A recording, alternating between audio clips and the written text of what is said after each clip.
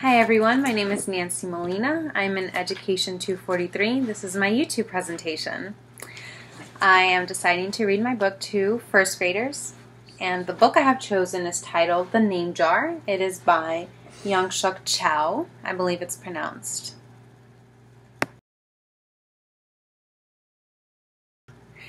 I plan on reading this story to first graders. I feel like it's a good book for them. I also plan on emphasizing on the standard from the Maryland Common Core that says students will be able to retell stories, including details, and demonstrate understanding on the central message or lesson. Well, to summarize the story, it's about a little girl. Her name is Eun-hye, and it's her first day of school, so she's on the bus. And then kids are making fun of her because they can't pronounce her name correctly. So they're calling her different names. They can't pronounce Eun-hye correctly. She's getting a little upset.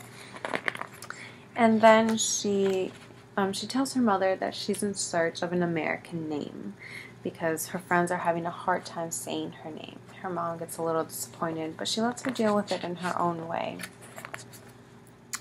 Her classmates gave her a name jar, and they put in different names that she can choose from, and they gave her until the end of the week to choose a name.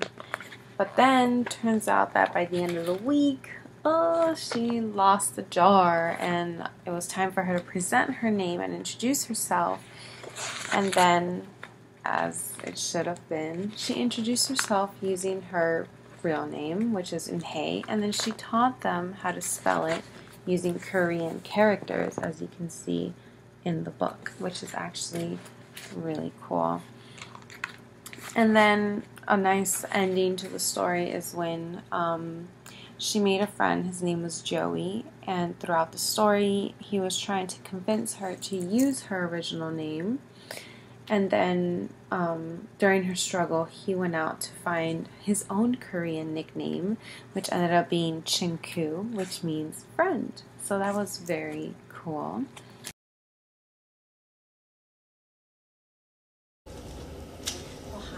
So today we're going to read a story, okay? And the story is called The Name Jar.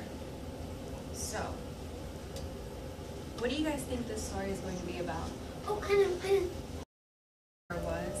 So how many of you guys probably pronounce your names differently at home? Probably no one. Willow?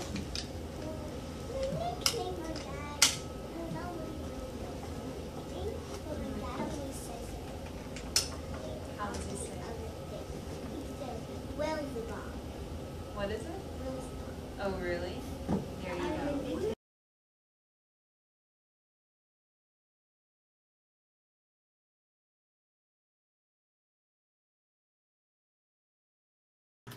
I feel this book is perfect for those students who are learning English or students who have exceptionalities. The reason I say this is because it's culturally different. It emphasizes on the fact that this student is new to America and to an American classroom, and how the students react to it when it comes to her name.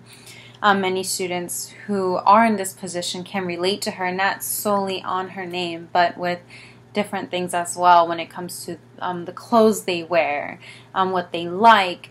Another thing that was mentioned in the book was when she did enter the Korean market, her mother told her that although they moved to America, they were still going to eat Korean food, which is why they walked into the Korean market. Another great thing for those students with exceptionalities are the illustrations. The illustrations are very well, for me, I feel they're great. You can see the different students. You can also see different backgrounds, actually, you know, like in the different students in the classroom. And the illustrations are really, really great, in my opinion, and that's why I decided to choose this book.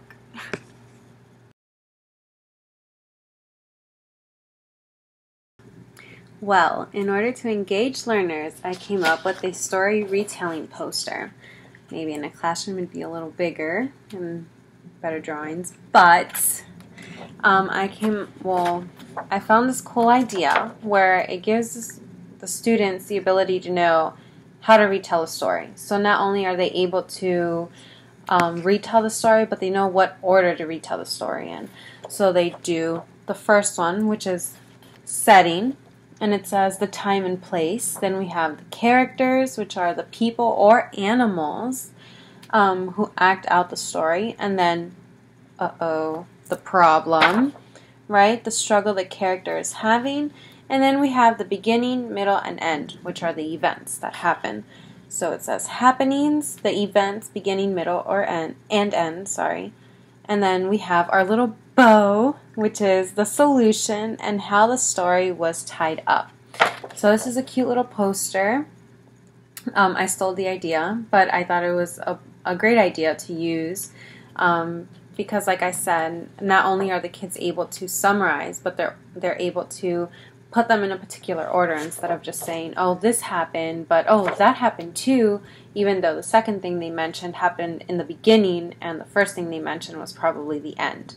So I think this is a great guide for them, and we'd probably do this together as a class, probably on the board, and have them tell me what was the setting, where did the story take place, and fill it out together as a class.